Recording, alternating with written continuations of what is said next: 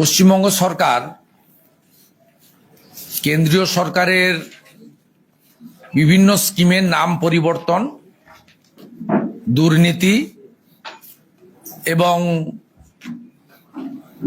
Diversion of money, নানাভাবে আর্থিক অস্বচ্ছতা এবং নির্বাচন কেন্দ্রিক মানুষকে তার প্রকৃত হক যা কেন্দ্র দিচ্ছে পাইয়ে দিয়ে ভোট ব্যাংক এবং নাম কেনার প্রতিযোগিতা করে।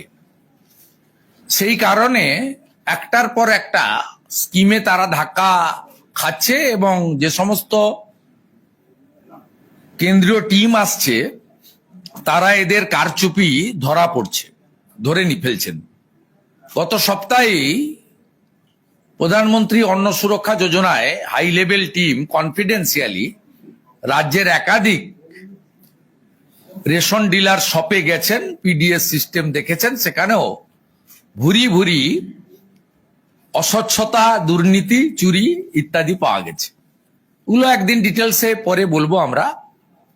আজকে আমরা আমাদের মাতৃশক্তি, দেবী শক্তি, নারী শক্তি, যাদের জন্য ভারতবর্ষের যশস্বী প্রধানমন্ত্রী একটার পর একটা স্কিম নিয়েছেন, যেমন উজালার গ্যাস বলুন, স্বচ্ছ ভারত অভিযানে শৌচালয় নির্মাণ বলুন, প্রধানমন্ত্রী আবাস যোজনার বাড়ি মহিলাদের নামে এগ্রিমেন্ট করা বলুন, মাথা পিছু 5 কেজি করে চাল বা গম অর্থাৎ অন্ন সুরক্ষা যোজনায় দেওয়া বলুন, অথবা পরিশ্রুত পানীয় জল, হার ঘর নল সে জল, জল জীবন মিশনের আন্ডারে বলুন, এই মূল যে 5 বেসিক এমিনিটিজ সবটাই কিন্তু মাতৃমণ্ডলীকে কেন্দ্র করে।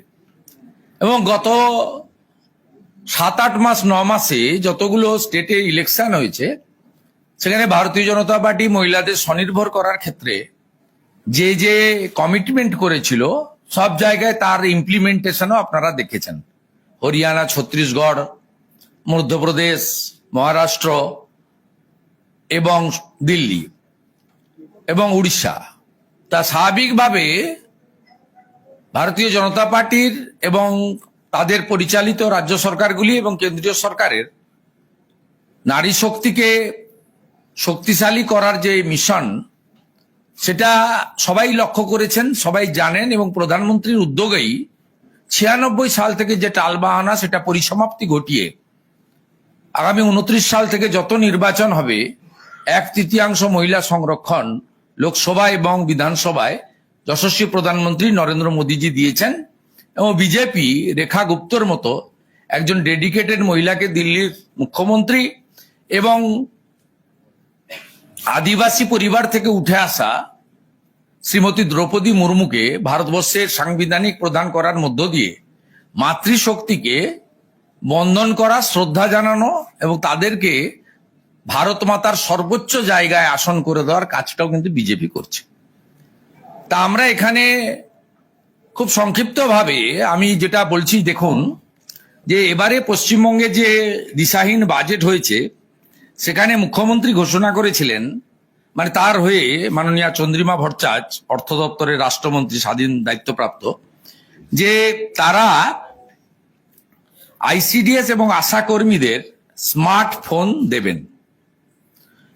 আপনারা দেখুন, আমি সেদিনই বলেছিলাম বাজেটের পরে 18 অক্টোবর 2023 ভারত সরকারের সংশ্লিষ্ট দপ্তর ministry of women and child development পোষণ অভিযান, রেশমা রঘুনাথ নায়ার, তিনি কবে টাকা দিয়েছেন দেখুন, ডকুমেন্ট দেখুন। টাকা দিয়েছে ভারত সরকার 18 অক্টোবর 2023। এই ধাপ্পাবাজ, ফেরেববাজ, চিটিংবাজ সরকার 2025-এর বাজেটে বলছে এই 2 বছর টাকার সুদ খেয়েছে। এই যে হিউজ পরিমাণ টাকা, 10,000 টাকা করে পার স্মার্টফোনের জন্য, এই যে টাকা 101 কোটি টাকারও বেশি, প্রায় অনেক টাকা, এই টাকার 2 বছর পশ্চিমবঙ্গ সরকার সুদে মুখ্যমন্ত্রী ছবি ছাপিয়েছে, খেলা মেলা ইত্যাদিতে ব্যয় করেছে। ঠিক একই জিনিস আমরা আজকে এটা মূলত এটা আনন্দধারা নাম নয়, প্রকৃত নাম আনন্দধারা নয়, এটা হচ্ছে আমাদের লাইভলিহুড মিশনের অন্তর্গত ভারত সরকারের, এটা পঞ্চায়েত এবং গ্রাম উন্নয়ন দপ্তর, যার সম্মানীয় মন্ত্রী আমাদের শিবরাজ সিংজি, সেই ডিপার্টমেন্টের এটা সংঘগুলো পায়। lending of CIFF by the Sanghos to the SHG concerned over ideal CIF part in the Sangho accounts.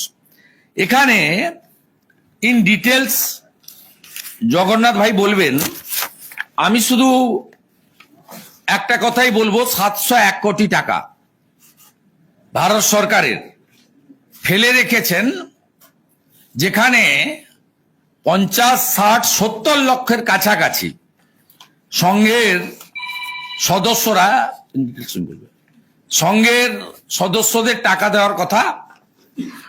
এই একইভাবে মহিলাদের টাকা আটকে রাখা হয়েছে। এর দুটো কারণ আছে, একটা হচ্ছে সুদটা নিয়ে যাওয়া, যেমন 8 কোটি টাকা নিয়ে লন্ডনে গেছেন WBIDC থেকে। আরো কিছু কাজ আছে, খেলা মেলা, শ্রী শ্রী জগন্নাথ ধাম কালচারাল সেন্টারের উদ্বোধন, সাংস্কৃতিক কেন্দ্র চালিয়ে যাচ্ছে মন্দির, ভালো ভালো। তা নতুন ভাবে হিন্দু হওয়ার চেষ্টা করছেন, আমাদের ভালো লাগছে দেখতে। তা আপনারা এই টাকাটা ওরা আটকে রেখে সুদ, এবং উদ্দেশ্য হচ্ছে ডিসেম্বর জানুয়ারিতে ছাড়া, এমসিসি চালু হওয়ার আগে বা এমসিসি চালু হলে।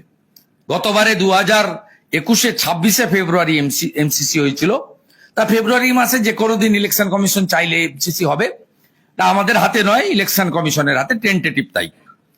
তা এর মূল উদ্দেশ্য এই দলদাস বিডিওদের দিয়ে এবং অধিকাংশ ডিএম, অযোগ্য ডিএম যারা, সেই সমস্ত দুর্নীতিগ্রস্ত চটি চাটা স্তাবক ডিএমদেরকে দিয়ে এই টাকাগুলো প্রথমত সুদ আর্নিং করে, খেলা মেলা, দুয়ারে সরকার, আইপ্যাককে পেমেন্ট করা, মুখ্যমন্ত্রীকে বলো, এগ্রিমেন্ট হয়েছে প্রতীক জৈনের সঙ্গে 161 কোটি টাকা, তার পেমেন্ট আইপ্যাকের ছানাপেনাদের, চোরেদের।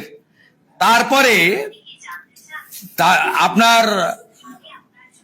আপনার ডিসেম্বর মাসে টাকাটা জানুয়ারি মাসে ঢুকিয়ে দিয়ে এই দালালগুলো গিয়ে বলবেন যে মুখ্যমন্ত্রী দিল। এটা আনন্দধারা নাম নয়, আমরা কমপ্লেন করব। এই নামটা সেন্ট্রাল গভর্নমেন্টের, সেই নাম করতে হবে। আমরা ইতিমধ্যে স্বাস্থ্য দপ্তর নিয়ে করেছি, আমরা প্রধানমন্ত্রী অন্ন সুরক্ষা যোজনার নাম বদল নিয়ে করেছি, এর আগে প্রধানমন্ত্রী গ্রাম সড়ক যোজনা নিয়ে করেছি, স্বচ্ছ ভারত অভিযানে নির্মল বাংলা নাম দিয়ে চালানো, তারও প্রতিবাদ আমরা বিভিন্ন স্তরে করেছি। প্রত্যেকটা ইঞ্চিতে ইঞ্চিতে নো সেটিং অপোজিশন বিজেপি। 11 সালে সিপিএমও করেনি, 16তে কংগ্রেসও করেনি। আমরা এই কাজটা নিষ্ঠার সঙ্গে করছি, এটাও করব। আমি শুধু এই সরকারকে আপনাদের মাধ্যমে হুঁশিয়ারি দিচ্ছি যে 31শে মার্চের মধ্যে এই টাকা নামিয়ে দিতে হবে। যদি নামিয়ে না দেন, তাহলে ভারতীয় জনতা পার্টি এবং leader of opposition 1st week of April দিল্লিতে গিয়ে সংশ্লিষ্ট দপ্তরের মন্ত্রী শিবরাজ সিং চৌহানের সঙ্গে দেখা করে টাকাটা সরাসরি মহিলাদের অ্যাকাউন্টে যাতে দিল্লি থেকে আসে, তার দাবি আমি করব। টাকাটা কেন্দ্রীয় সরকার নিয়ে ডাইরেক্ট বেনিফিট ট্রান্সফার করে পশ্চিমবঙ্গে নথিভুক্ত এসএইচজি গ্রুপ সংঘকে ডাইরেক্ট পাঠানোর ব্যবস্থা করুন, এই দাবি আমি করব। এটা গত অর্থবর্ষের টাকা 31শে মার্চের মধ্যে ডিসবার্স করতে